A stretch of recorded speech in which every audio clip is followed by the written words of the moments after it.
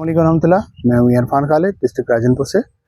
PQNK farming पर खुशामदीद।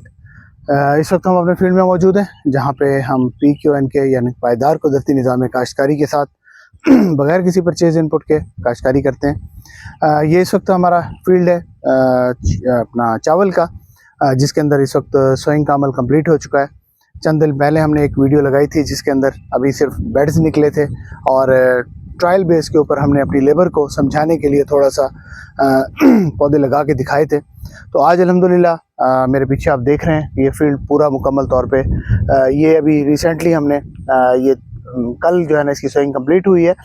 तो ये जो है इस वक्त रेस बेड के ऊपर है, 42 इंच के बेड हैं और हर बेड के ऊपर जो है वो 5 लाइनें लगी हुई हैं।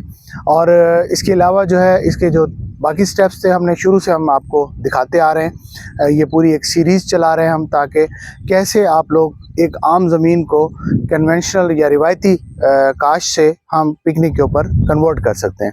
तो इस वक्त ये हमारा फील्ड है, इसको हमने ये रिवायती काश के ऊपर इसके ऊपर गंदम थी। गंदम के बाद हमने स्टेप बाय स्टेप इसको वापस PQNK के ऊपर लेकर आए हैं। तो इस वक्त ये आखिरी मरहला था, इसका आखिरी स्टेज था सोइंग का, कंप्लीट हो चुका है। तो इस वक्त इसके अंदर जो है ना हमने अभी तक किसी किस्म का कोई परचेज इनपुट इस्तेमाल नहीं किया। ज़मीन की तैयारी के अंदर से लेकर तो टिल डेट अभी तक कोई चीज़ इसके अंदर इस्तेमाल नहीं हुई। हाँ, अलबत्ता ये कुछ हमने किया था कि गंदम जिस वक्त हमारे आखिरी पानी के ऊपर थी उस वक्त हमने गंदम के अंदर जो है वो जंतर का छट्टा दे दिया था। तो जंतर का छट्टा देने का हमें ये फ़ायदा हुआ कि जब हमने गंदम हार्वेस्ट कर ली तो उस वक्त हमारा जो जंतर था वो तकरीबन अप्रॉक्सीमेटली कोई 1.5 फुट का हो चुका था। तो जंतर की कटिंग के अपना गंदम की कटिंग के बाद उसके बाद हमने इसको एक पानी और लगा दिया। तो इस तरह से जंतर जो है वो हमारा 2-2.5 फुट का हो चुका था जिस वक्त हमने इसको ज़मीन को तैयार करना शुरू किया।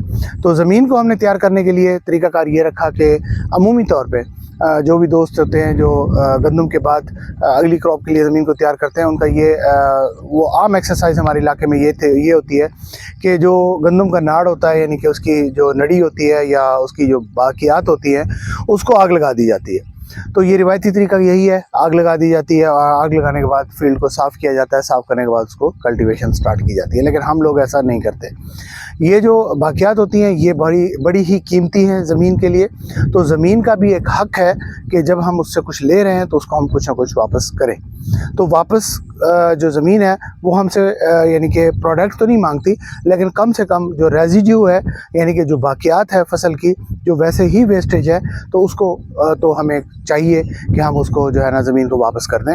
तो उसका तरीक़ाकार ये रखा है हमने कि बिल्कुल दोपहर के टाइम, सख्त दोपहर के टाइम जो है ना जो इसका रेजिड्यू होता है यानी कि इसकी जो बाकियात होती हैं, जो इसका यानी कि गंदम के जो नड़ी बची हुई होती है, तो उस वक्त बिल्कुल यानी कि उसके अंदर मॉइस्चर ख़त्म हो चुका होता है। उस टाइम के ऊपर अगर आप इसको रूटावेट करेंगे तो ये बिल्कुल 100% रूटावेट हो जाता है आसानी के साथ, कोई प्रॉब्लम नहीं होती आपको। हाल बताइए है कि थोड़ी सी मेहनत ज़रूर लगती है। तो उसको हमने इसके अंदर रूटावेट किया, रूटावेट करने के बाद हमने इसको ज़मीन को कल्टीवेट किया। कल्टीवेट करने के बाद जो है ना हमने इसके अंदर इसको दोबारा से SR&O लेज़र लेवल करवाया। तो लेज़र लेवल वैसे ही हर फसल के लिए बहुत ही ज़्यादा ज़रूरी है, कंपलसरी हो चुका है।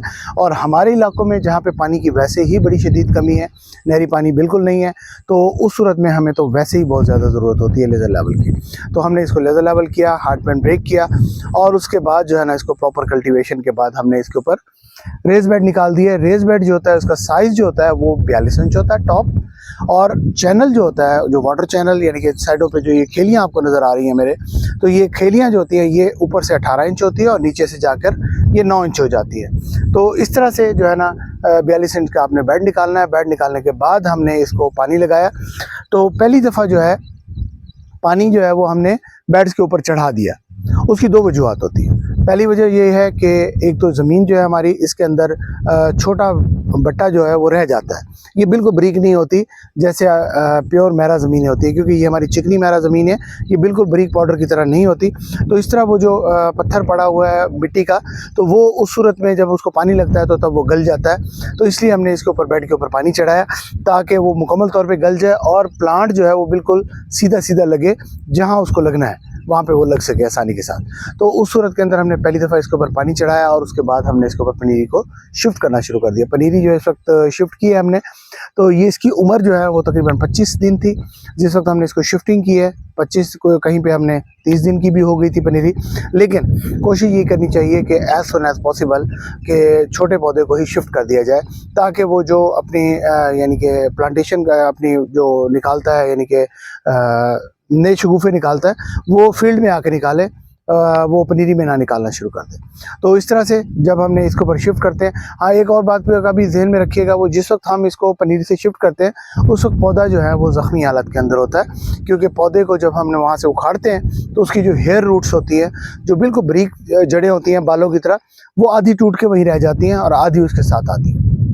तो जब ये फील्ड के अंदर शिफ्ट होता है तो ये बड़ा ही ज़ख्मी हालत के अंदर होता है, बहुत ही कमज़ोर होता है। अगर आपने उस वक्त इसकी प्रॉपर केयर ना की तो उस सूरत में इसकी मोर्टालिटी के चांसेस जो है वो मोर देन 90% बढ़ जाते हैं। तो उसके लिए तरीकाकार यही है कि इसको जब आपने वहाँ से पनीरी से शिफ्ट करना है तो उस वक्त कोशिश करें इसको कि पानी के अंदर ही रखें, इसको नमी की हालत में यहाँ तक फील्ड तक लेके आएँ और उसके बाद इसको एज़ सुन एज़ पॉसिबल जो है इसको शिफ्टिंग कर दें।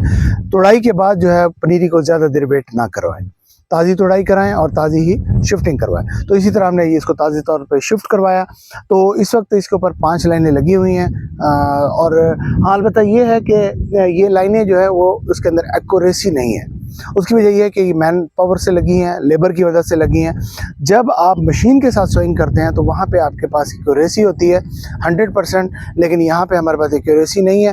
उसकी वजह ये है कि हमने मैनुअली हाथ से ये प्लांटेशन करवाई है, लेकिन लेबर को साथ साथ बताते जाएं तो होपफुली लेबर अच्छे तरीके से काम कर लेती है। तो यहाँ हमने 5 लाइनें लगा दी हैं।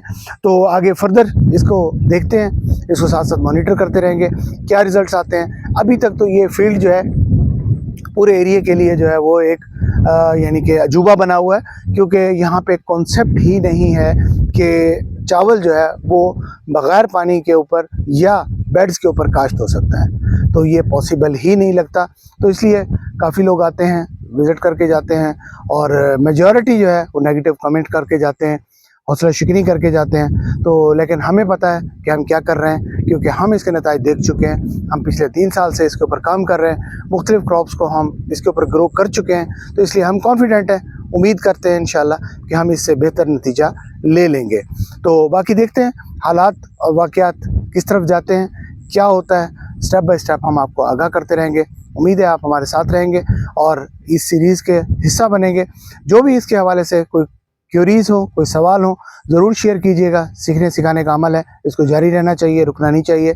अगर ये आपको वीडियो इन्फॉर्मेटिव लगती है या आपके काम की है या आप समझते हैं किसी और दोस्त के काम आ सकती है तो उसके साथ ज़रूर शेयर कीजिए। ये सीखने सिखाने का अमल है, इसको जारी रहना चाहिए। बहुत शुक्रिया। मियां इरफान, डिस्ट्रिक्ट राजन।